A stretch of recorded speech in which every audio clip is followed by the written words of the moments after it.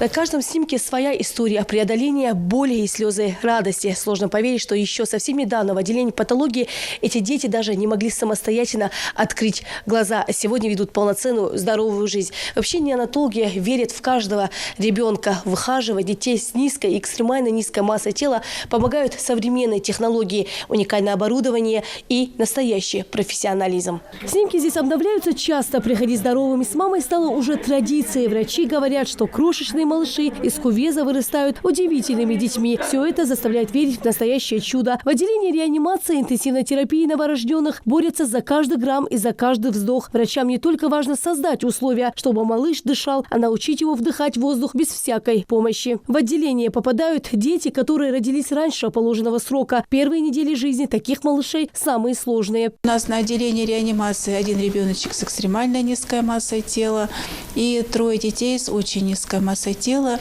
Эти детки, пройдя путь, я уже вначале говорила, они наблюдаются в отделении катамнеза.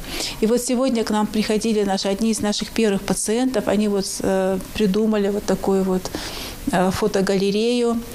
Они довольны, у них хорошее позитивное развитие, у них хорошее будущее у этих детей. Они не отстают в развитии, они полноценные члены нашего общества. Республиканские клинические перинатальные центры построены в Ингушетии в рамках национального проекта «Демография». Благодаря огромной помощи федерального центра в отделении установлено самое современное оборудование, которое позволяет медикам выхаживать детей даже с экстремально низкой массой тела. В кувезе поддерживается постоянная температура и влажность воздуха. С помощью многочисленных труб и проводов малыш присоединен к мониторам, капельницам и другим аппаратам, контролирующим пульс, температуру и дыхание. Здесь же рядом врачи проводят детям с ярко выраженной желтизной кожей специальную светотерапию. Ее осуществляют в кувезе. Новорожденному на глазки надевают плотную повязку, чтобы защитить сетчатку. Есть специализированное оборудование для выхаживания недоношенных детей. Это жирафы, это кувезы или инкубаторы последнего поколения, которые позволяют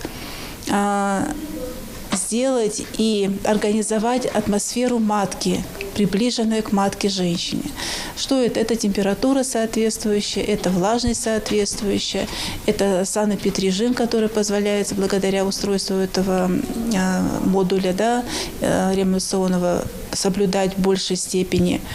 Там разные фишки есть, которые врачи и медсестры пользуются уже для контроля жизненно важных функций. Там тоже есть в этих модулях встроены. У недоношенных детей недоразвиты органы и системы. Чтобы спасти таких детей, врачам нужно поддерживать их мозг, сердечно-сосудистую, дыхательную и выделительную систему. Особая терапия здесь – присутствие рядом мамы. Такая атмосфера, по словам врачей, помогает поправляться быстрее. Хотя они и крошечные, и беззащитные, заботятся о них лучшие препараты и внимательные врачи.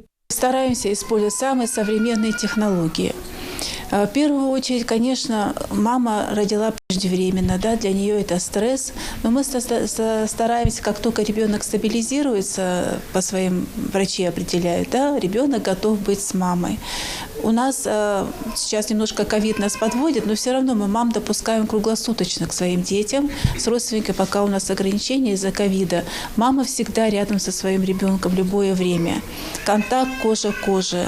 То есть пока ребенок тяжелый, она может взять его руку в свою руку, почитать молитву, как-то какими-то мыслями с ним пообщаться, поговорить.